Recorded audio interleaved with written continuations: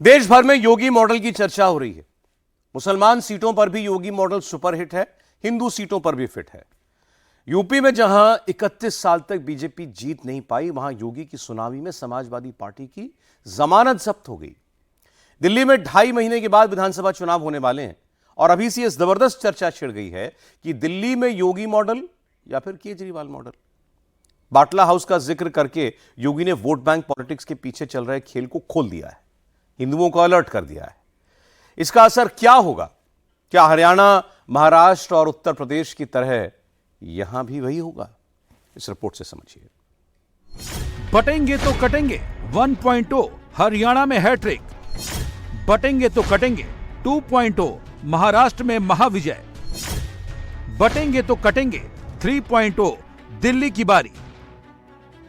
अगर हरियाणा और महाराष्ट्र की तरह हिंदू एक रहेगा तो दिल्ली में चुनाव जीतेगा, अगर एक नहीं रहेगा तो चुनाव हारेगा। बीजेपी का ये महामंत्र मोदी ने बता दिया है।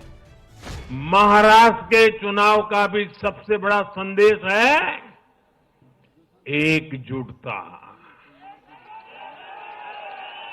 एक है तो एक है तो एक है तो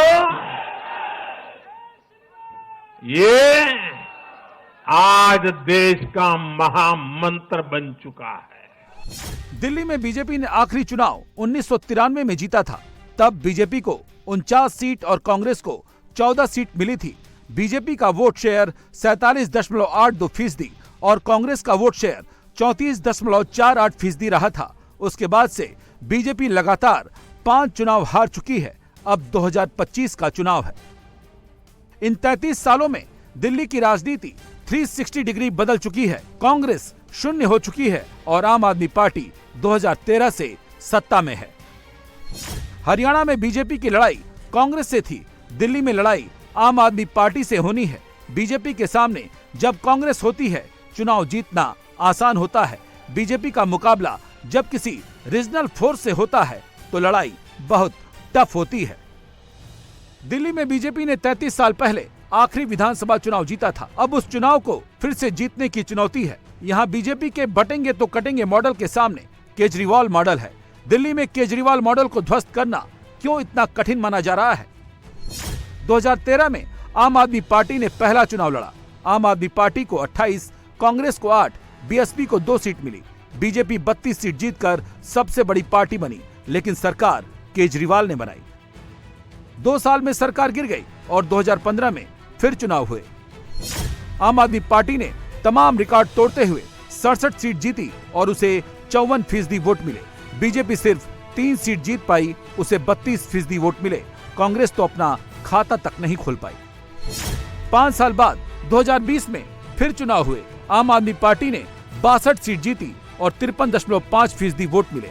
बीजेपी को 8 सीट मिली, उसे 38.5% वोट मिले।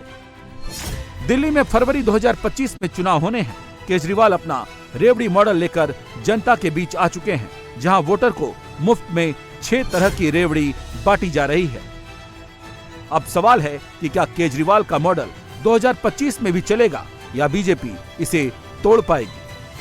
और अब फरवरी के अंदर दिल्ली के चुनाव हो रहे हैं और मुझे पूरी उम्मीद है हम 2013 में जीते, फिर 2015 में जीते, फिर 2020 में जीते और अब 2025 के अंदर भी आम आदमी पार्टी इतिहास रचने जा रही है। इसी दिल्ली मॉडल को दिल्ली वाले दोबारा ऐतिहासिक बहुमत देंगे और शानदार बहुमत देके फिर से आम आदमी पार्टी की सरकार बनाएंगे। दिल्ली में बीजेपी के पास केजरीवाल के रेवड़ी मॉडल का जवाब क्या है? क्या बटेंगे तो कटेंगे का वही इम्पैक्ट होगा जो हरियाणा, महाराष्ट्र, यूपी में दिखा? दिल्ली में मुस्लिम 12% है और हिंदू करीब 88%।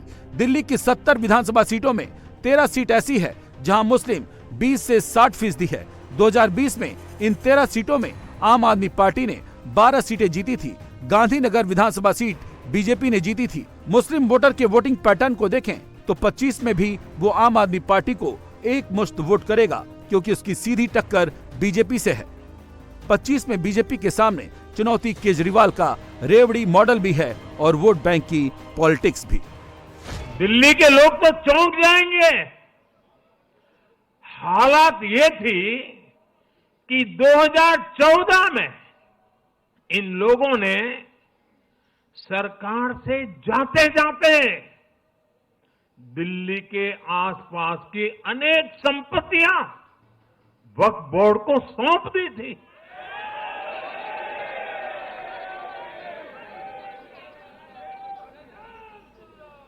बाबा साहब आम्बेडकर जी ने जो संविधान हमें दिया है ना, जिस संविधान की रक्षा के लिए हम प्रतिबद्ध है, संविधान में वक्फ कानून का कोई स्थान ही नहीं है। लेकिन फिर भी कांग्रेस ने तुष्टीकरण के लिए वक्फ बोर्ड जैसी व्यवस्था पैदा कर दी। ये इसलिए किया गया ताकि कांग्रेस के परिवार का वोट बैंक बढ़ सके। दिल्ली में बीजेपी 33 साल बाद वैसे ही चुनाव जीत सकती है जैसे यूपी में कुंदरकी का चुनाव जीता है। कुंदरकी में बीजेपी ने आखिरी बार 1993 में चुनाव जीता था। जैसे योगी मॉडल से यूपी के कुंदरकी का समाजवादी किला ढहाया जा सकता है, वैसे ही दिल्ली में केजरीवाल मॉडल को भी हराया जा सकता है। कुंदरकी में मुस्लिम आबादी 65% है। समाजवादी पार्टी के मोहम्मद रिजवान को बीजेपी के रामवीर सिंह ठाकुर ने 1,44,000 के भारी अंतर से हराया है। योगी को यहाँ हिंदू वोट एक मुश्त मिला तो राजपूत मुसलमानों ने भी जमकर वोट किया। अब समझिए योगी मॉडल ने कुंदरकी की असंभव जीत को 31 साल बाद कैसे संभव बनाया। 35% हिंदू वोटर को एकजुट किया। मुस्लिम मोहल्लों में बैठकें की। सड़क, अस्पताल, सुरक्षा, कानून व्यवस्था जैसे मुद्दों पर अखिलेश सरकार की रिपोर्ट रखी और 7 साल के योगी राज की रिपोर्ट से तुलना कर मुसलमानों को सच्चाई बताई। इसके बाद बीजेपी ने समाजवादी पार्टी के मुस्लिम वोट बैंक में सेंध लगाने के लिए उन मुस्लिम जातियों पर फोकस किया जिनकी तुर्क मुसलमानों से नाराजगी रहती है। कुंदरकी में तुर्क मुसलमान 80,000, शेख ज्यादा मुसलमान 70,000, कुरैशी 10,000, पठान 10,000, अन्य मुस्लिम 59,000 हैं। वोटिंग से पहले लंबी लंबी डींगे मारने वाले समाजवादी पार्टी के कैंडिडेट हाजी रिजवान तुर्क मुसलमान हैं। शेख ज्यादा और पठान मुसलमानों ने बीजेपी को खुलकर वोट दिया। रिजवान के बेटे कल्लन की गुंडागर्दी से परेशान कुरैशी बिरादरी ने अखिलेश को इस बार टाटा बाय बाय बोल दिया। रिजवान की जमानत जब्त करा दी। अखिलेश यादव कुंदरकी की हार को पचा नहीं पा रहे। वो बीजेपी पर उपचुनाव में धांधली करने के आरोप लगा रहे हैं। कुंदरकी की हार को अखिलेश यादव चुनावी घपला बता रहे हैं। दरअसल उन्हें हार का डर जितना है उससे ज्यादा डर मुस्लिम वोट बैंक के खिसकने का है। पुलिस प्रशासन ने मिलकर के जो व्यवहार किया और उनकी नियत और मंशा यही थी कि कोई भी समाजवादी पार्टी का एजेंट बूथ पर न रहे, इसलिए जानबूझ करके प्रशासन ने और खासकर पुलिस ने वो भी निर्देश पर सभी बूथ एजेंटों को लगभग निकाल दिया गया और बड़े पैमाने पर जहां समाजवादी पार्टी के समर्थक थे, समाजवादी पार्टी के लोग वोट डालने जाना चाहते थे, जाते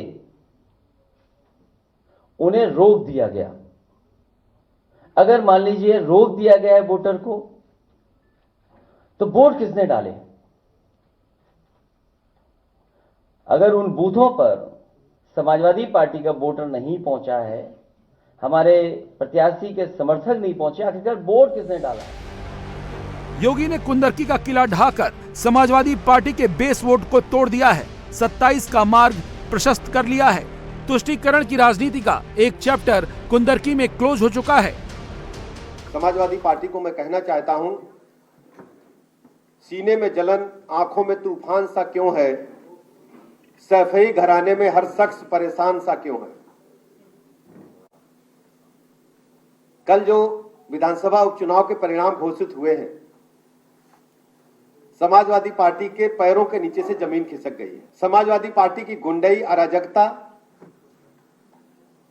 मवालीपन, लूट खसोट से जनता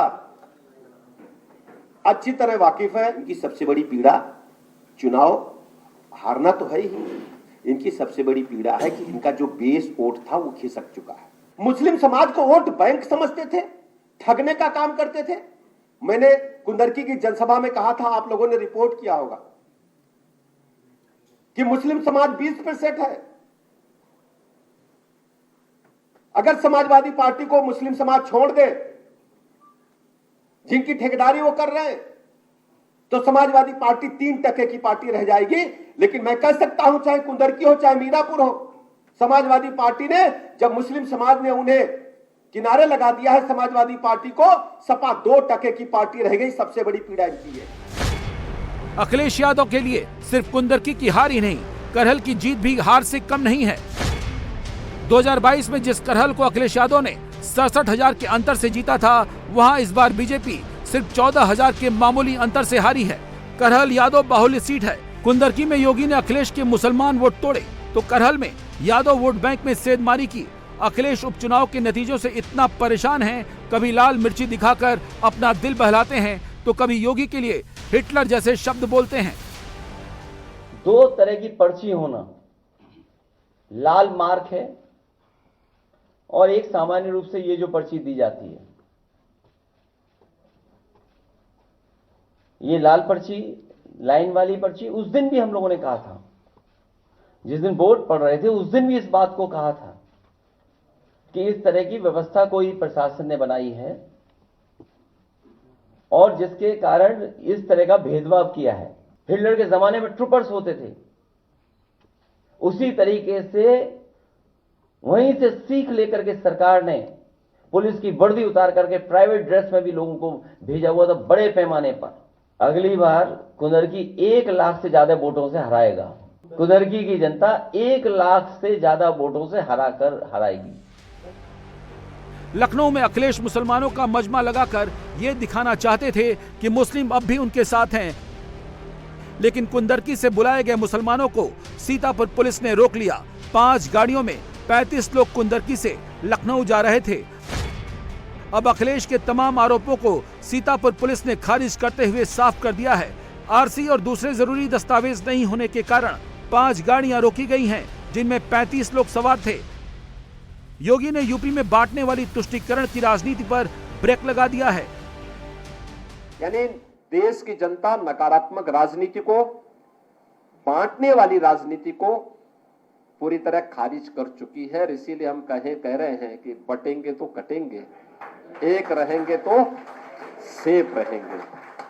तो एक रहेंगे, सेफ रहेंगे पर देश की जनता जनार्दन ने राष्ट्रीय एकता और अखंडता को मजबूती प्रदान करने के लिए, सुरक्षा और समृद्धि के लिए अपना जनादेश दिया है।